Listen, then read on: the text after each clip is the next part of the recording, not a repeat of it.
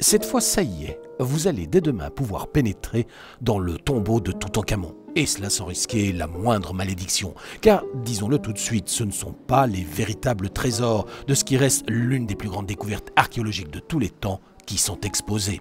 Ce sont des pièces soigneusement répliquées à taille réelle par d'habiles artisans égyptiens. Ils copient les objets, les reliefs, les écritures à partir des livres, des documents des archéologues, mais aussi parce qu'ils vont au musée au Caire et ils regardent ces objets, ils regardent les proportions, puisqu'on ne peut nulle part faire une copie directement sur l'objet. Donc les sculptures, ils doivent être absolument parfaitement proportionnées, et un de nos scientifiques a tout le temps contrôlé tous ces objets.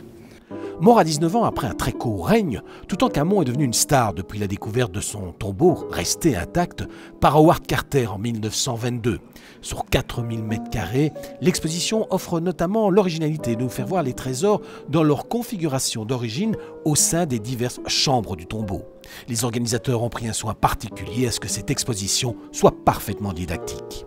Le but était de fournir aux visiteurs non seulement l'aventure de la découverte, puisque c'est une histoire fabuleuse, c'est Indiana Jones, évidemment, et on raconte cette histoire, on raconte l'histoire de cette dynastie, et on raconte évidemment tout ce que les Égyptiens ont pensé sur l'au-delà, et pourquoi ils ont donné autant d'objets pour la vie dans l'au-delà. Imaginée par une société allemande, l'exposition est ici coproduite financièrement par Visit Brussels, une grande première qui témoigne d'une ambition très claire. On espère attirer énormément de touristes.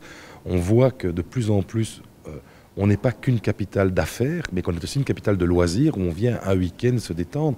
Et c'est vrai que pour cela, il faut aussi proposer un grand maillage d'expositions. L'ouverture du musée Magritte a été vraiment quelque chose de très important pour Bruxelles. Je pense qu'à terme, ce genre d'expo-événement est aussi un vrai plus pour Bruxelles. Howard Carter a mis 10 années à explorer le tombeau de fond en comble et à en inventorier tous les trésors.